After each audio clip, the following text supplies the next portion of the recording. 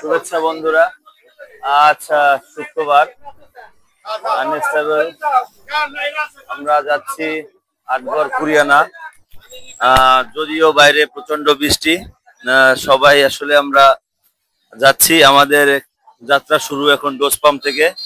আমাদের সাথে এখন রয়েছে আমাদের সবার সিনিয়রের সম্মতিক্রমে আমরা রওনা দিতে যাচ্ছি। ভাই, আমরা কি আজকে মানে যাত্রা শুরু করি?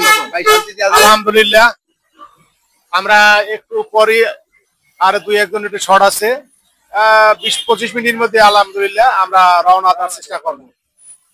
ধন্যবাদ ভাই। তো আজকের এই সার্বিক তত্ত্বাবধানে আমাদের কেশিয়ার যে দাদা দীপকদা, তার কাছ থেকে কিছু বক্তব্য নিতে চাই। দাদা, আপনি বলেন আজকে ট্যুর সম্পর্কে। আজকে আসলে আমরা সবাই খুব উৎফুল্ল আনন্দিত। আমরা সবাই একত্রিত হয়ে সেই আটগড় কুরিয়ানা ভীমরুলি পেয়ারা বাগানে যাচ্ছি।